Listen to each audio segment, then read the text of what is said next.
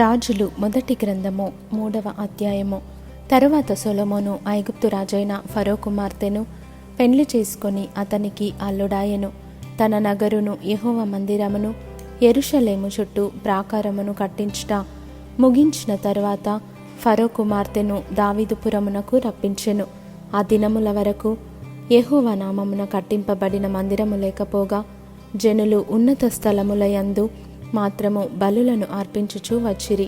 తన తండ్రి అయిన దావీదు నియమించిన కట్టడలను అనుసరించుచు సొలొమోను యెహోవా యందు ప్రేమయుంచెను గాని ఉన్నత స్థలముల యందు అతడు బలులను మాత్రము అర్పించుచు ధూపము వేయుచూ నుండెను. గిబియోను ముఖ్యమైన ఉన్నత స్థలమై ఉండెను గనుక బలులను అర్పించుటకై రాజు అక్కడికి పోయి ఆ బలిపీఠము మీద 1000 దహన బలులను అర్పించెను. గిబియోనులో యెహోవా రాత్రివేళ స్వప్నమందు సొలొమోనునకు ప్రత్యక్షమై, నేను నీకు దేనినిచ్చుట నీకిష్టమో దానిని అడుగుమని దేవుడు అతనితో సెలవీయగా, సొలొమోను ఈలాగు మనవి చేసెను. నీ దాసుడును నా తండ్రియునైన దావీదు నీ దృష్టికి అనుకూలముగా సత్యమును నీతిని అనుసరించి యథార్థమైన మనస్సు గలవాడై ప్రవర్తించెను గనుక నీవు అతని ఎడల పరిపూర్ణ కటాక్షమగుపరచి ఈ దినమున నున్నట్లుగా అతని సింహాసనము మీద అతని కుమారుని కూర్చుండబెట్టి అతని యందు మహాకృపను చూపియున్నావు. నా దేవా యెహోవా, నీవు నా తండ్రి అయిన దావీదునకు బదులుగా నీ దాసుడనైన నన్ను రాజుగా నియమించియున్నావు.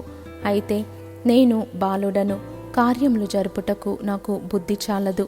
నీ దాసుడనైన నేను నీవు కోరుకొనిన జనుల మధ్య ఉన్నాను.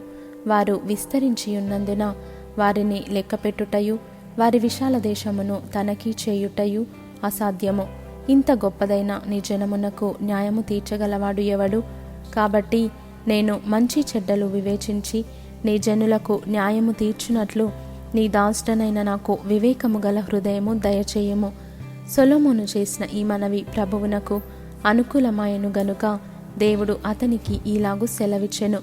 దీర్ఘాయువునైనను ఐశ్వర్యమునైనను నీ శత్రువుల ప్రాణమునైనను అడుగక న్యాయములను గ్రహించుటకు వివేకము అనుగ్రహించమని నీవు అడిగితివి. నీవు ఈలాగున అడిగినందున నీ మనవి ఆలకించుచున్నాను. బుద్ధి వివేకములు గల హృదయము నీకిచ్చుచున్నాను. పూర్వీకులలో నీ వంటివాడు ఒకడును లేడు, ఇక మీదట నీ వంటివాడొకడును ఉండడు. మరియు నీవు ఐశ్వర్యమును ఘనతను ఇమ్మని అడుగకపోయినను నేను వాటిని కూడా నీకిచ్చుచున్నాను.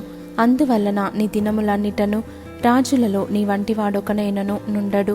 మరియు నీ తండ్రి అయిన దావీదు నా మార్గములలో నడచి నా కట్టడలను నేను నియమించిన ధర్మమంతటిని గైకొనినట్లు నీవు నడచి వాటిని గైకొనిన ఎడల నిన్ను దీర్ఘాయుష్మంతునిగా చేసేదను అనెను.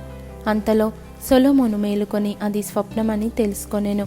పిమ్మట అతడు యెరూషలేమునకు వచ్చి యెహోవా నిబంధన గల మందసము ఎదుట నిలువబడి దహన బలులను సమాధాన బలులను అర్పించి తన సేవకులకందరికిని విందు చేయించెను.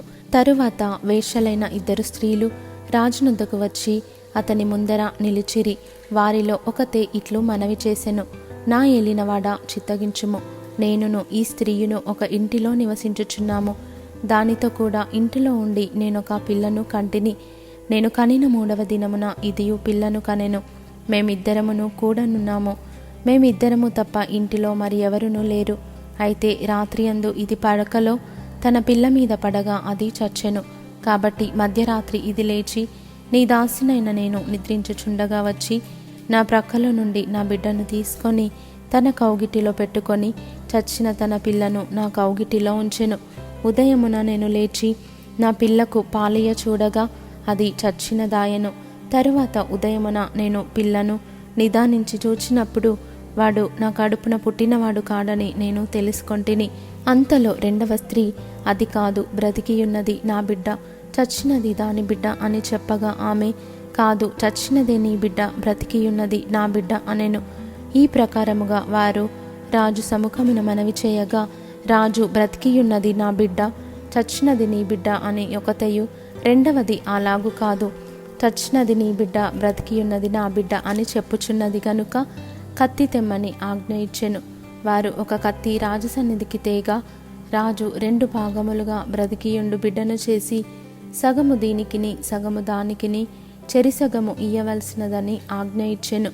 అంతటా బ్రతికియున్న బిడ్డ యొక్క తల్లి తన బిడ్డ విషయమై పేగులు తరుగుకొని పోయినదై రాజునొద్ద నా ఏలినవాడా, బిడ్డను ఎంత మాత్రము చంపక దానికే ఇప్పించమని మనవి చేయగా, ఆ రెండవ స్త్రీ అది నాదైనను దానిదైనను కాకుండా చెరిసగము చేయుమనెను.